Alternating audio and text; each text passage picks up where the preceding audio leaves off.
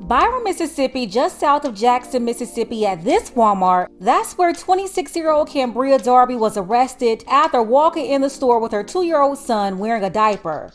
The city, just like a lot of other areas in the United States, experienced extremely cold temperatures that day with a low of 12 degrees. That morning of January 17th, when Cambria walked into Walmart, it was about 20 degrees. She had on long sleeves and pants along with her bonnet, but she had her 2-year-old in a diaper. Cambria was approached by customers and an employee. An older man there was asking her what was her problem and why she had that baby out like that. Cambria was defiant and combative, got all in his face, asking who was he to tell her anything, basically saying that she could do whatever she wants. Whatever, I do what I want.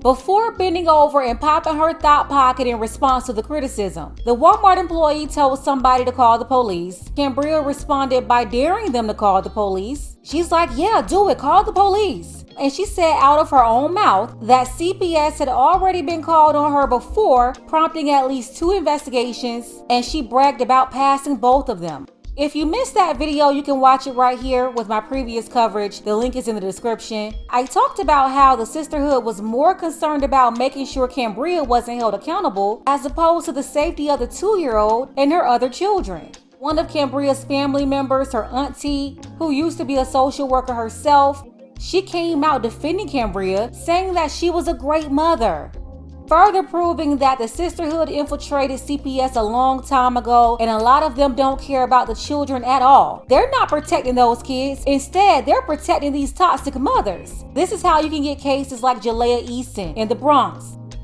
Hey girl. Hey girl. Hi.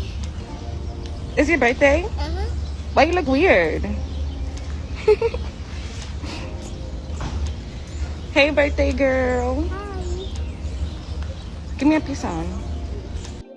Some of you may remember I covered that story in 2023. The link is in the description.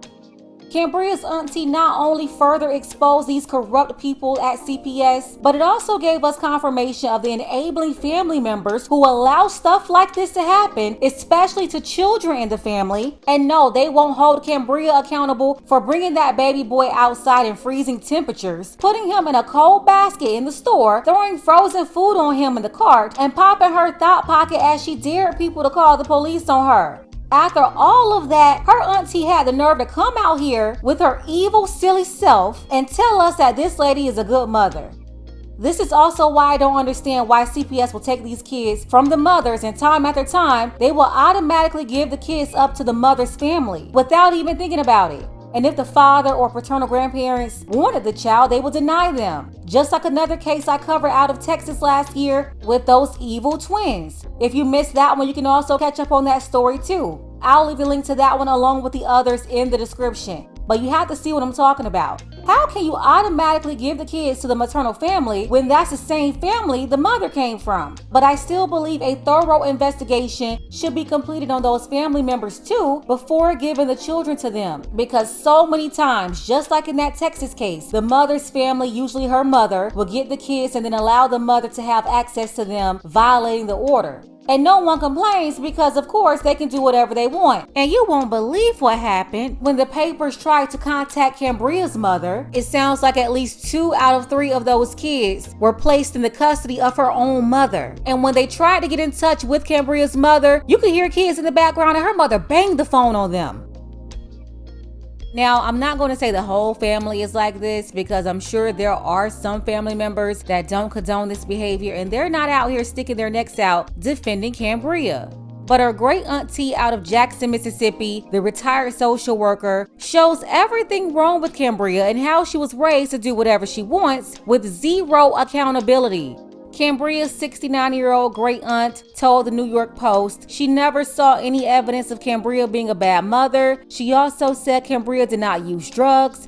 The aunt said, quote, "Everything I've seen with her and the kids has been positive. I don't condone what she's done and it was right to be reported, but we don't know both sides of the story."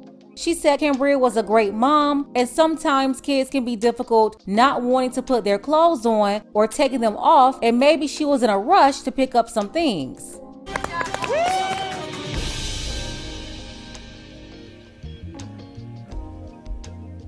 Wait a damn minute.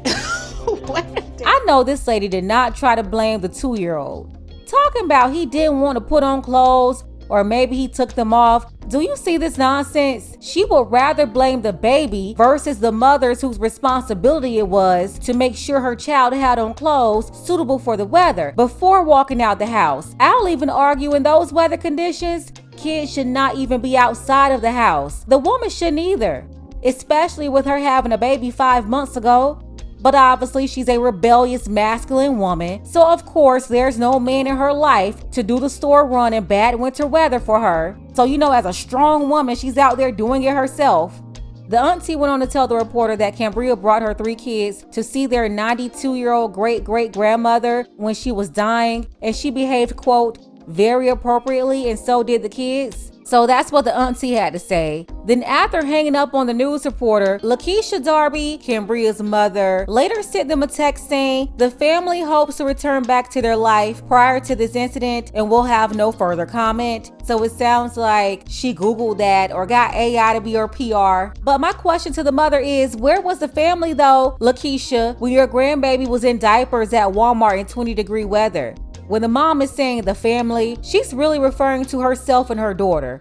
But yeah, where was the family when CPS got called on your daughter 2 times? And you already know mothers in situations like this, they will be there to step in and cover for their daughter. And if that's the case with Cambria's mother, then her mother is an enabler as well as her auntie. Now, when Cambria was released on that $2 bond, because you already know it was super low, she wasted no time getting on social media to defend herself. She wrote a 4-page letter filled with first-grade chicken scratch. And no, I'm not about to read all this baby bop bimbo babble, but I will leave it here for you. You can pause and check it out yourself. In her statement, Cambria bragged about how she took her kids to Disney World and they're very privileged, so privileged, they don't wear the same outfits twice. But Cambria claimed that she had pictures of every meal she cooked for them, proving that she's been taking care of her kids, and said this, quote, deformation of character is hurting my heart. Cambria went on to compare her treatment inside of Walmart to Jesus, saying, quote, they did Jesus the same way. He felt sick to his stomach as well. He didn't want to go through it. Ma'am, what about your son? I'm sure he felt sick to his stomach too in the cold, and he didn't want to go through it either. She's up here talking about how she was treated, made herself out to be a victim. No remorse or concern for the baby's poor treatment. It's just all about her, and she's the big old victim here. It's very sad that this woman, she's got 3 kids, 4 years old, 2 years old, and 5 months old. Looks like this is the father of the 2-year-old and the 4-year-old. Allegedly, those 2 boys are with her mother. And the paternal family supposedly has the 5-month-old, whose father is different from the other 2. Then back to the Walmart employee who was blasted by the sisterhood on social media. All the morons saying she should have helped Cambria. They didn't care about anybody helping the kid. They wanted people to help the mother, who was treating the baby poorly. That's the person they said should be helped. Not held accountable, but helped. As you all know, that employee was terminated, and here's what she had to say in response to the negative comments. For those of you who are asking for an update, yes, she did go to jail. Yes, we did call the police. I mean, why wouldn't we? Why wouldn't we? That's a crazy question to ask. When you see a child that's being neglected, don't have on any clothes, just a diaper. No shoes, no socks, no shirt, no nothing. So why wouldn't we call the police?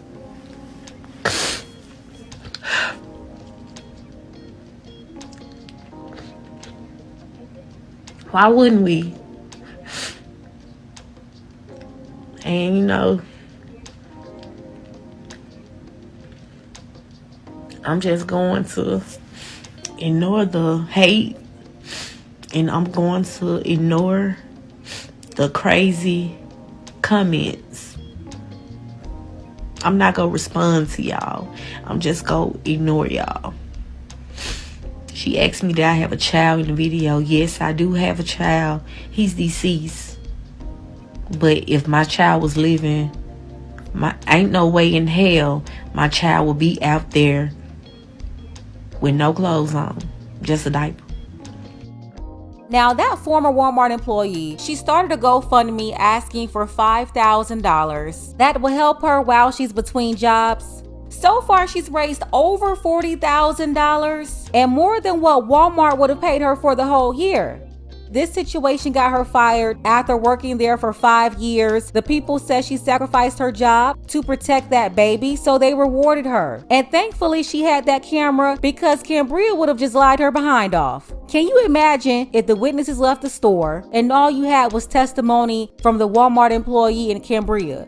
Cambria would have turned this whole thing around and completely made herself a victim. Just like how she's attempting to do now, but it's hard to do that when we saw the video. We saw how she was acting. Yeah, hang it up. Let's go ahead and get the conversation started. Why is it so hard for people, even the family members, to hold these people accountable? It was like the auntie was putting more of the blame on the child versus the mother. Tell me what you think about this below. Shout out to John C., Dorian W., Dark Power, Selden GA Dogs, and Jesse. I appreciate all of you for your support. Don't forget that you can support this channel as well. Links to Cash App and PayPal are below. Ladies, fellas, want a balanced analysis, want the truth from a woman's perspective? Then you're going to want to subscribe to this channel and don't forget to like and share.